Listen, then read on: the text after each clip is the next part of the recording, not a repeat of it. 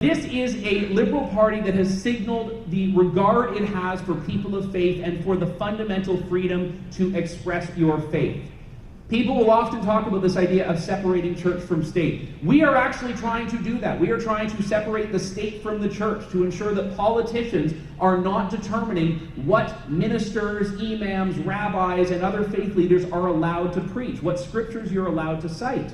The only way we can stop this is by banding together, raising the stakes, making sure the Liberal government knows that people of faith and people who value freedom of expression will not accept this. Sheila Gunn Reid for Rebel News. I'm here in Saskatoon, Saskatchewan, actually the Saskatoon Inn.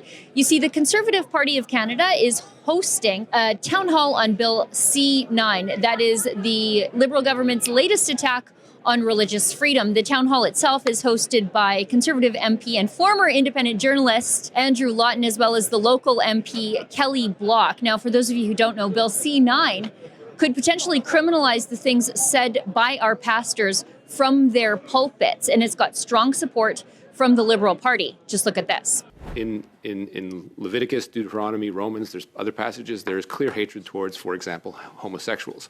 I don't understand how the concept of good faith could be invoked if someone were literally invoking a passage from, in this case, the Bible, but there are other religious texts that say the same thing, and somehow say that this is good faith. I mean, clearly there are situations in these texts where these statements are hateful. They should not be used to invoke or be a defense, and there should perhaps be discretion for prosecutors to press charges.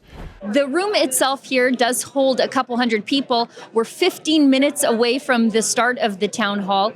The room is already full. They're out of chairs. They're bringing in more chairs, and people are starting to stand against the wall. So we're going to hear some speeches from the MPs. Then there will be a Q&A.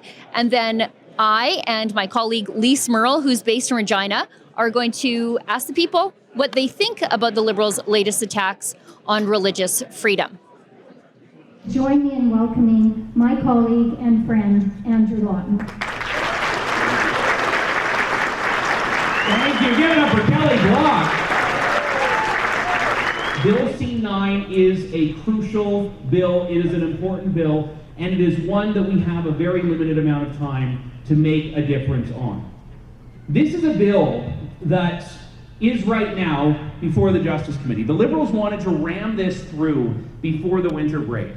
And it was the Conservative Justice team, and actually the entire Conservative team, that banded together to stop that from happening. Kelly Block was a tremendous part of that effort. All of our Conservative colleagues here, Corey Tucker, Kevin Waugh, everyone in Ottawa in their own ridings, we are all 100% united behind freedom of expression, behind religious freedom, and behind the fundamental freedoms of Canadians that if we do not defend, no one else will.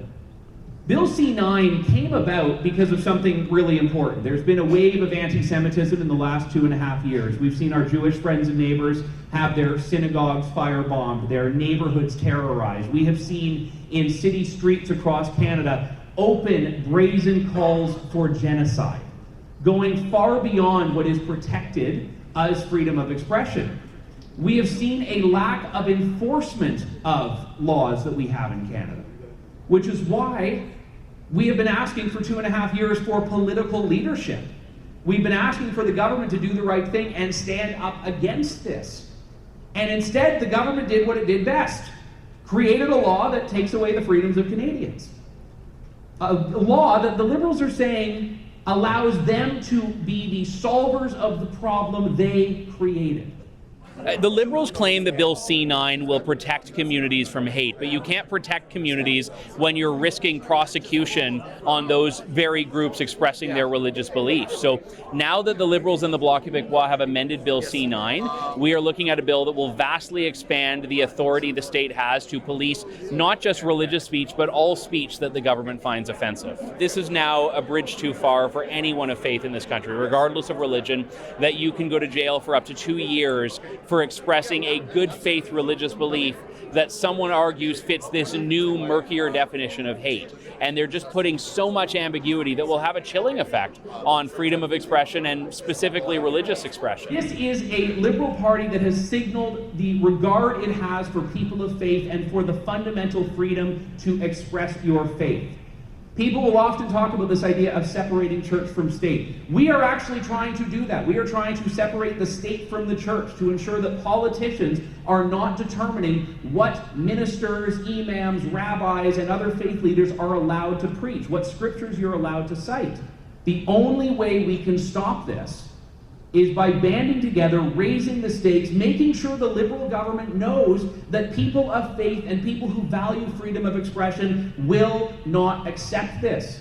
I'm going across the country. I'm holding roundtable discussions with faith leaders themselves, explaining to them what this will mean practically, because they have a lot of concerns about this, and also speaking to Canadians who are concerned about this and helping contextualize it with other regulations and laws the Liberals have passed or talked about to deal with internet speech, for example. Like, all of this is part of a suite of legislation that is fundamentally eroding freedom of expression, and that was something that I was elected to protect and stand up for, and that's what I'm going to keep doing, as well as my Conservative colleagues. We need everyone in this room, everyone in this province, everyone in this country who does not support C9 to tell the Liberals this and to do it in the next 12 days. So I want to take your questions. I want to hear what you're thinking about this. I want to hear how we can work together and stop this and protect religious freedom. Thank you so much, everyone.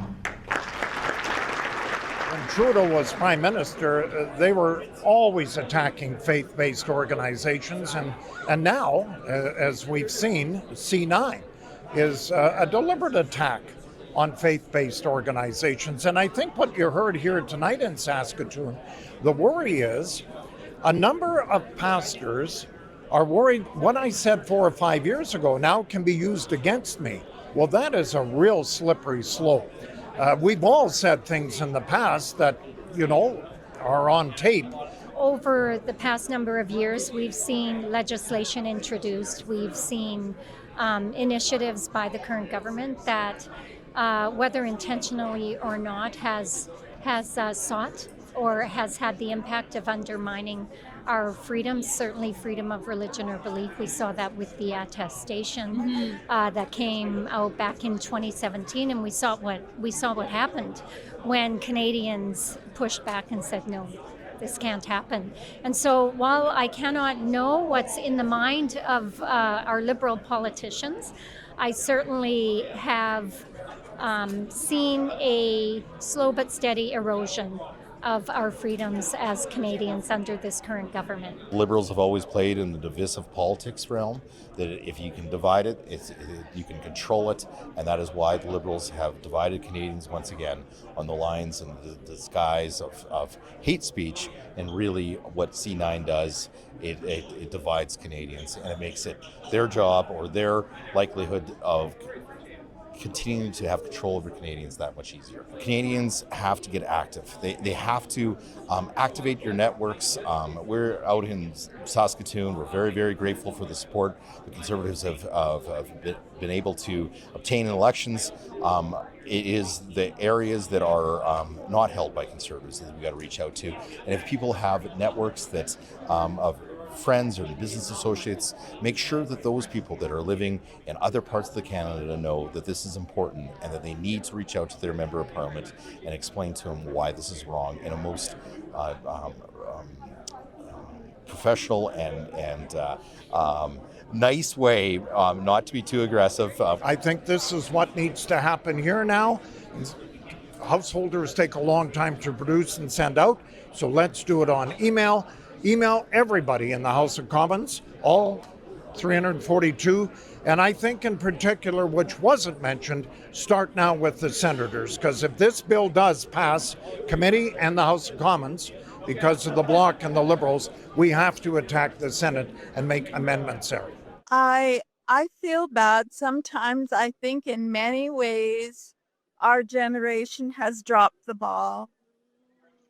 I think a lot has happened when we should have been more aware through the years. And this is another example of things that are happening and we are being called to action. For us, we're seniors. We did our first protest a couple of years ago, and it was all about the children. We have a heart for what's happening to children. And so I guess I feel that this is a call to action. I have a 2-month-old son, and I want him to grow up in a free country. And I'm afraid that some of the views that I might hold would all of a sudden become illegal if this bill were to pass. I believe that religion is the foundation of our democracy and Western civilization. The Judeo-Christian heritage was important. And one of the big things is I don't believe in speech legislation at all. There should be free speech at all. And to just double down on it by, saying that quoting certain scriptures is hateful is ridiculous. Like if you look at a restaurant reviews, people go into different restaurants, they'll all have different opinions on the same food and things. So to think that you can come up with a law that's going to, be not subjective as restaurant reviews are, I think is a crazy thing to try and achieve. That is an incredible point. Like, look at Google restaurant reviews. Nobody has the same opinion, and they think that they're gonna legislate this. I am a member of director of Multicultural Learning and Teaching Union in Saskatoon, and it's very important for me. I talk with MP because in Iran now has a lot of problem for people because government now against two people and internet, no connection with our family. And all of young people killed bit by government because all of them say by economic is not good. Because many young people go to the job, for example, 8 a.m. until 5 p.m. and just for pay $10. And now I need Canada help to our people, not government. Now I need Canada and another country help to Iranian people because all of Iranian all of them are educational people. All of them, if Canada help to all of them, I would appreciate. And if you want, I can, because English my second language. Again, I read my... Yeah, please feel free. Yes. Yeah, go ahead. I am an Iranian. And at the moment of one truly understand the pain our people are going through. For 45 years, people have been suffering from economic hardship. And whenever they protested, they were met with violence by the government. We are the voice of the people inside Iran. We ask the son of the former king return to country. And we hope that government of Canada will support Mohammad Reza Shah Pahlavi as a leader to return. We also hope that Iran, with its more than 3,000 years of civilization, can build a strong business relation with Canada. The people of Iran are not terrorists. Our government has been treating the people with oppression and violence, especially the youth who cannot defend themselves.